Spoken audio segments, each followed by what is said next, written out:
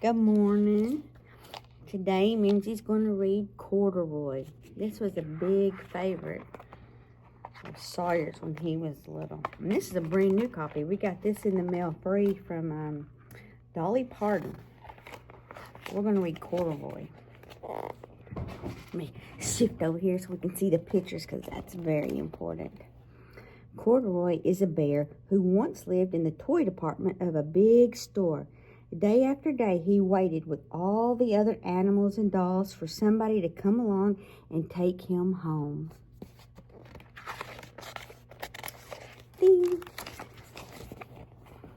Look at the picture. Sometimes it's hard for Mimzie to get the picture and my face all in it. The store was always filled with shoppers buying all sorts of things, but no one ever seemed to want a small bear in green overalls. I would want a small bear in green overalls. I think he's precious. Then one morning, a little girl stopped and looked straight into Corduroy's bright eyes. "Oh, Mommy," she said, "look, there's the very bear I've always wanted." Of course she did. "Not today, dear," her mother sighed. "I've spent too much already." Besides, he doesn't look new. He's lost the buttons to one of his shoulder straps. Mama's probably one of those women that can't sew on a button. Okay, let's keep looking. Look at her looking back. Corduroy watched them sadly as they walked away. Poor Corduroy. He does look sad. Okay. "I didn't know I'd lost a button," he said to himself.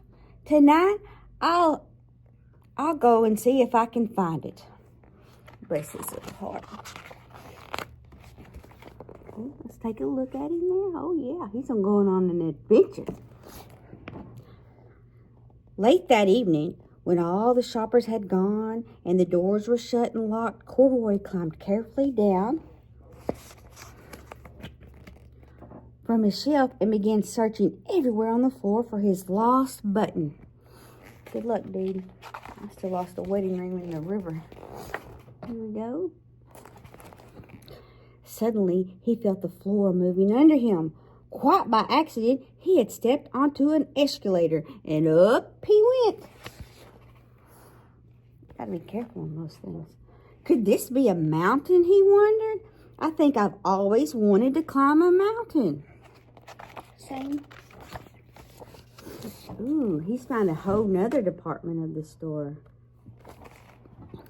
He stepped off the escalator as it reached the next floor, and there, before his eyes, was a most amazing sight. Tables and chairs and lamps and sofas and rows of beds. "This must be a palace," Corduroy gasped. "I guess I've always wanted to live in a palace." You and 5 million others. Look at there. Is he pole dancing? Oh, no, sorry.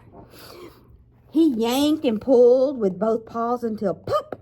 Off came the button, and off the mattress Corduroy toppled.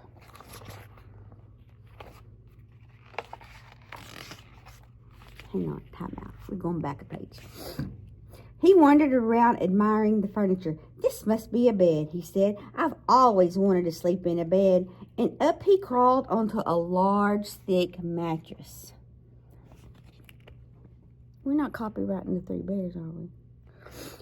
All at once, he saw something small and round. "Why, here's my button," he cried, and he tried to pick it up. But like all the other buttons on the mattress, it was tied down tight. I don't think they make mattresses like that anymore.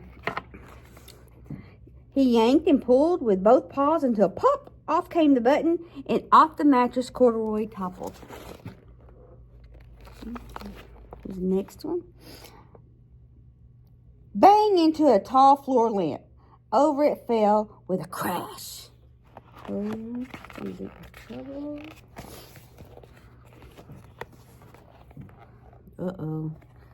Uh-oh. Corduroy didn't know it, but there was someone else awake in the store. The night watchman was going his rounds on the floor above. When he heard the crash, he came dashing down the escalator.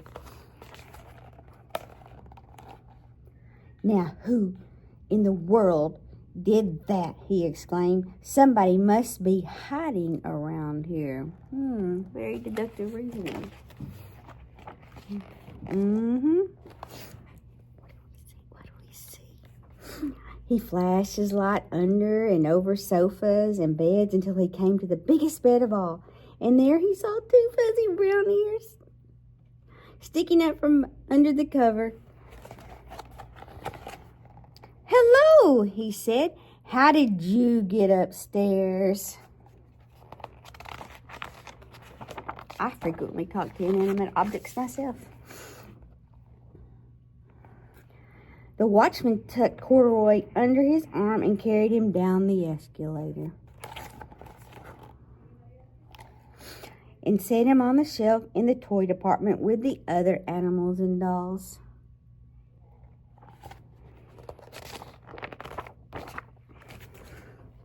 Oh, look. Corduroy was just waking up when the first customers came into the store in the morning. And there, looking at him with a wide, warm smile, was the same little girl he'd seen only the day before. "Bless it. I'm Liz," she said, "and you're going to be my very own bear.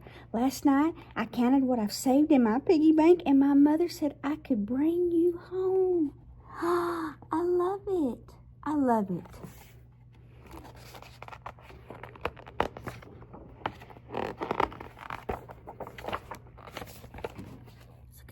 Look at her room. It's so clean, nothing under the bed.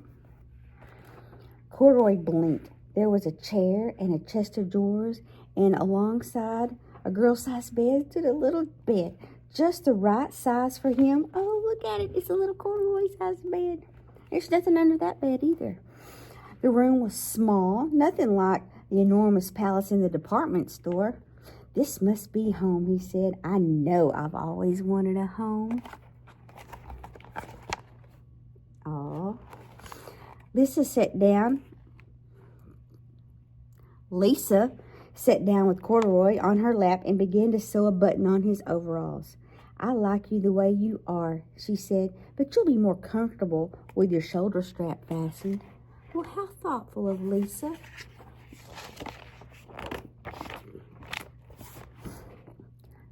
"You must be a friend," said Corduroy.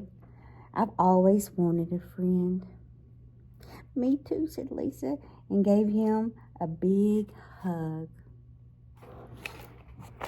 The end. Mimzie loves you. Have a good day.